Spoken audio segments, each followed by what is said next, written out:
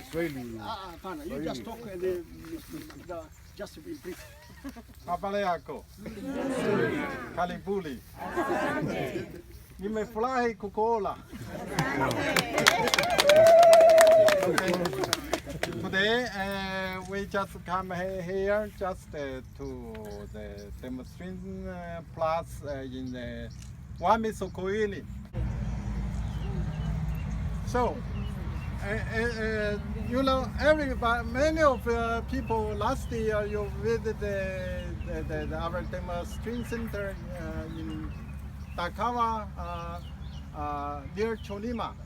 During that time, we have the big functions that the villagers, the farmers from 5 villages, we gather together and just have a meeting just to initialize the Dakawa village demonstration program.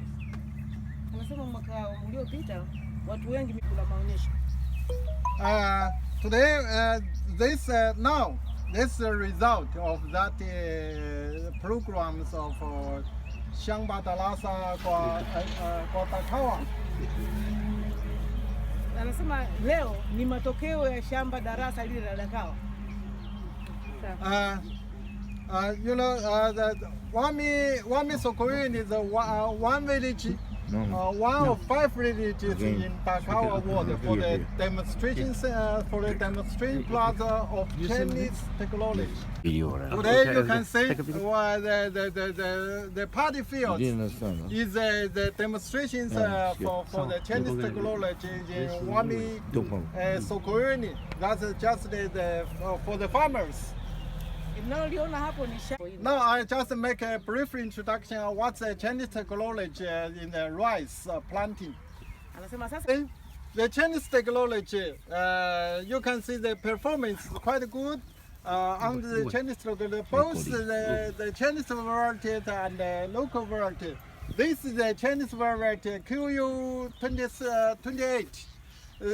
You can say that green one is the local variety, the QU. Or its local variety 05 or TDX306. But I wanted to say that both varieties under the Chinese technology, under the modern technology, the performance quite good. So the Chinese technology, the main point of Chinese technology is that the first one is to make the land level. To ensure everywhere is in same water table level. Umeelewa kini hapo? Yaani shamba lilivyo sambamba, yani emergency. Au sio? Elewa? So the second point is that we have the less resistance that we sow in the seeds in the nurseries and prepare the nursery for the transplanting. So we have the less resistance. We also have the transplant resistance instead of the broadcast. Ndio. Kwa kushirikiana na wataalamu wetu. And from sowing to transplanting is 21 or 22 days.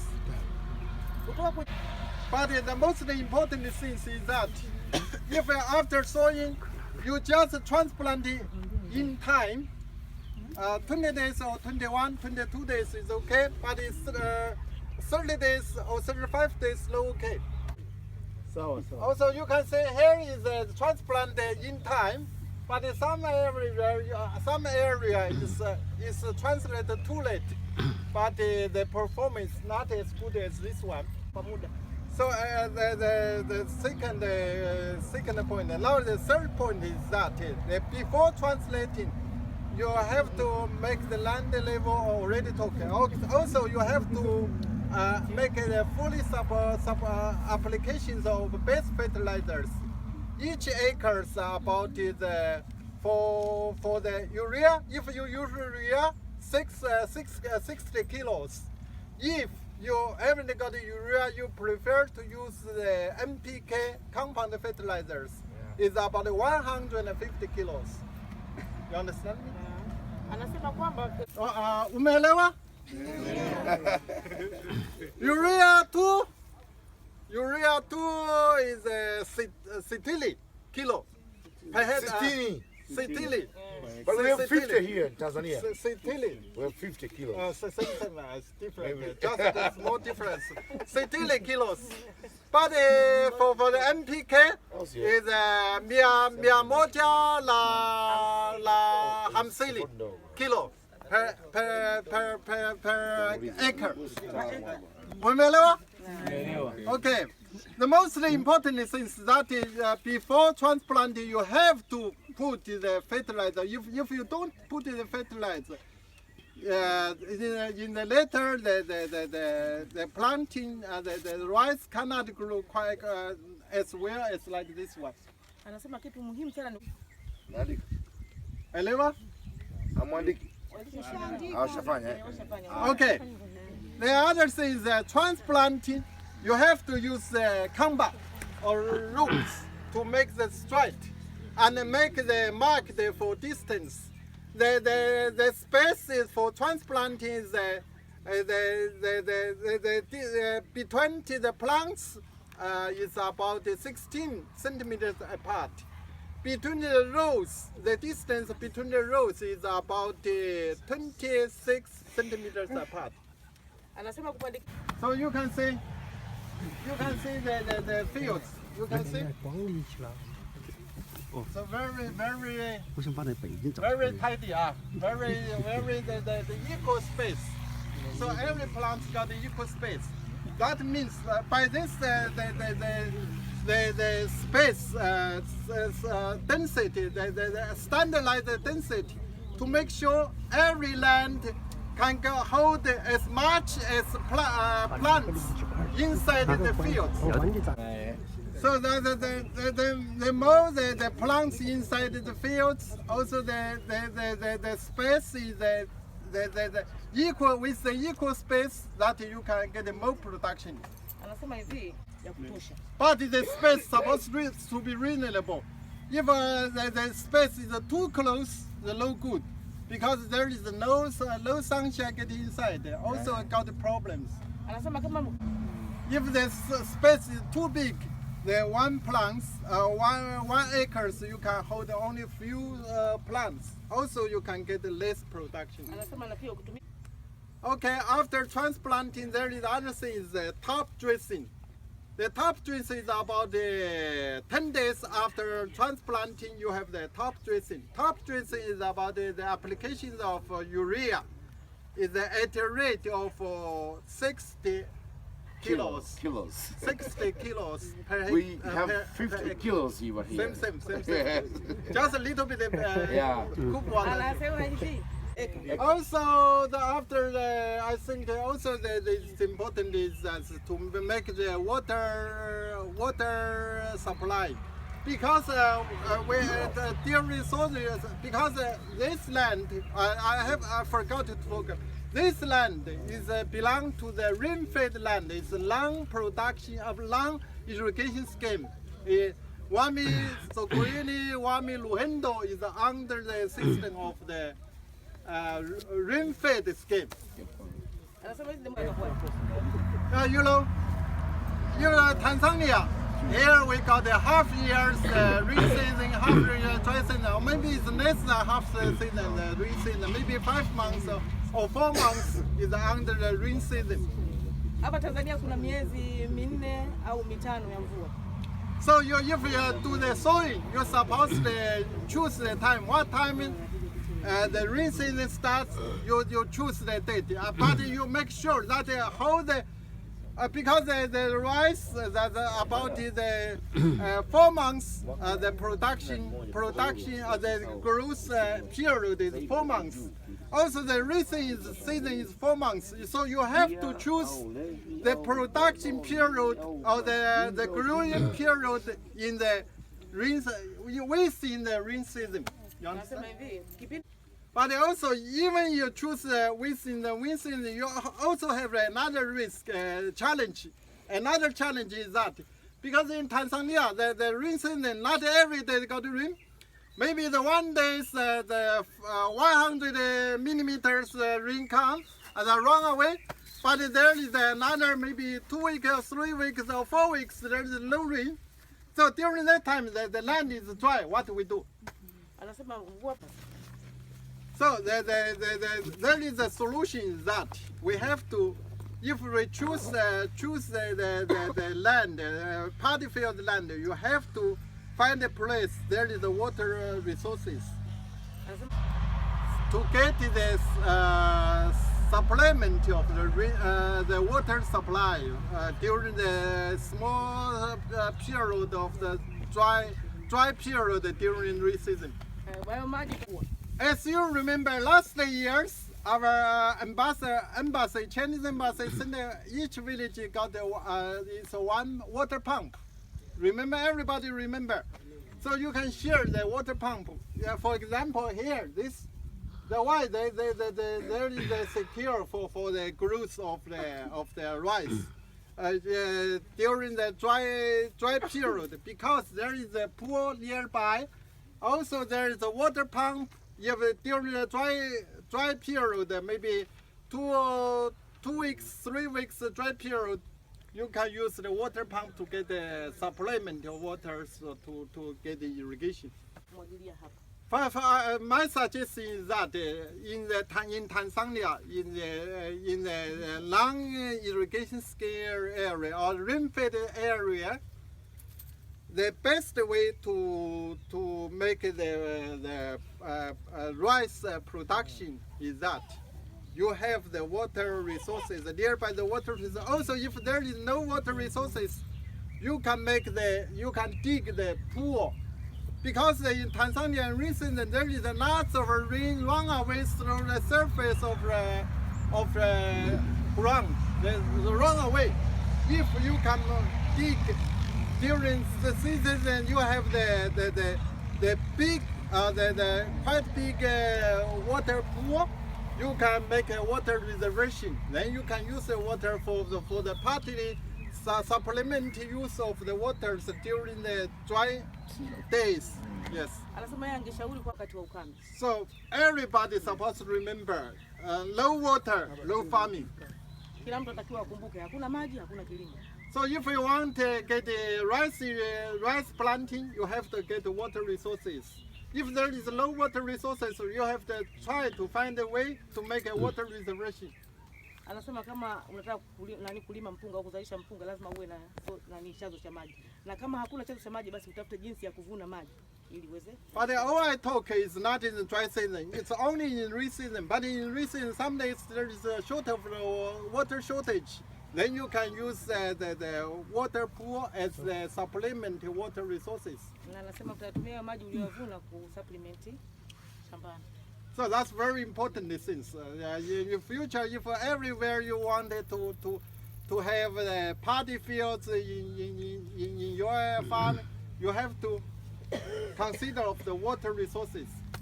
Anasema hapo baadaye unapofikiria kuwa na shamba la mpunga basi ufikirie kwamba je, nina chanzo cha maji na maji. Also, you can say this field is under Chinese technology. Of course, this is Chinese variety. Also, the local words are under Chinese technology. I don't mention only Chinese technology. Maybe there is other technology. At least you use advanced technology, you can get a production, very high production. Anasema mpunga umezalishwa kwenye teknolojia ya China, lakini pia unaweza kutumia teknolojia nyingine lakini ukapata mazao mengi. For example, you can make an evaluation of this. For this land, for each acre, you can get the production of the 35 bucks or 40 bucks. 35 to 40 bucks. Sure. Sure. Oh. Yeah. According to Mr. Lee, the experts. Yeah. His evaluation. Yaani kwa His estimates. Ufanisi huo anakadiria kwamba unaweza ukapata gunia 35 hadi 40. Of how many kilos of paddy? The bucks, the 8 kilos, something like that. Oh, like this way. 300 是的。3.3这样子。So like this, for this land, we can make kilos. For each acres, we can make 3.3 tons per acre. Many of our farmers they know about these bags. Okay. Bags is maybe about 80 kilos or 90 kilos, something like that. Magunia kama 40 But here it's under the farmers the largest scale. But in our demonstration centers, we can make 40, 42, 43 bags. Okay. Or like this, we can make the maximum. We can make 10 tons per acres or per hectares. Okay. Per hectares. Our sorry for interruption. Yeah. Samani bali. Tunazungumza usio. Our national goal is about 80 tons per hectare. No problem. So So you can make 10. we can make 10. Make you Tanzania know. I can tell you a story. You know the Rufiji scale or Rufiji. I know, yeah. You Rufiji the Mr. Mitulos. Yes, Last year, they came here. yeah, he came here. Yeah. He make in his land under Chinese technology. He make 0.3 tons per hectare. Per hectare. 0.3. 9.3. Oh, sorry. 9.3. It's okay. Yeah. But we are also on the same, no problem. Yeah. Our goal is 8 tons per hectare. If you can make 10 tons per hectare, it's good enough. Yeah. So we will continue. Walikuwa wanashauriana na mshauri wa kilimo wa mkoa, anasema kwamba lengo la taifa la Tanzania ni kuzalisha tani 8 kwa hekta, lakini kwa hii teknolojia ya Kichina inaweza kuzalisha hadi tani 10 kwa hekta. Kwa hiyo nadhani teknolojia hii inaweza kufikisha mbali zaidi tukapita hata malengo yetu ya kitaifa. You know the maximum in our demonstration center, the maximum one, even Dr. Sophia's the trial is 13 tons per hectare, the maximum one. But in a large scale, no. Not the large scale. Large scale we make 8 tons to 10 tons. We can. No problem. Yeah. Wanasema lakini kwa kiwango kikubwa sana, hekta moja tunaweza tukapata hata tani 13. But not in this area. It's under irrigation scheme, Dakawa Wami. Here, Dakawa Wami Dakawa. But here I think 6 tons or 5.5 tons per hectare or 6 tons per hectare is okay. Lakini anasema hizo tani 13 ni kwenye eneo la umwagiliaji. Lakini kwenye hii kuna ni kilimo cha kutumia mvua tunaweza tukaishia tani 5. Oh no. This I forget. Sorry. It's about 6 tons. 6 tons. No problem. Yes, we're okay. Yeah, because it's rain fed. Rain fed. It's not under irrigation scheme. It's not rain fed. Yeah. But irrigation is 8 tons to 10 tons. It's different. Okay. At least I can have, to me, in my region, Morogoro, for example. Yeah. 5 tons per hectare is enough for me. Yes. 5 tons. Yeah, 5 tons.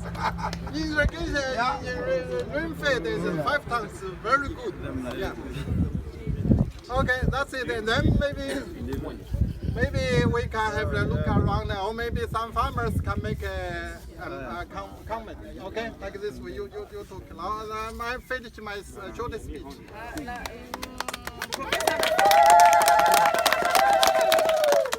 Anasema amemaliza, anaruhusu nafasi kwa mkulima kiongozi. Ila naomba kwanza kabla hiyo tupigie makofi tena mama huyu hapa. Ana t-shirt.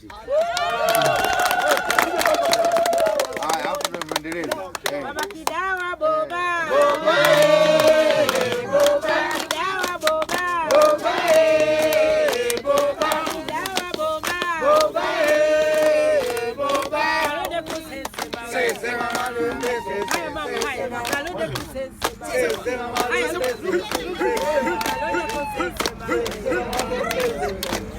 Unacheni boba.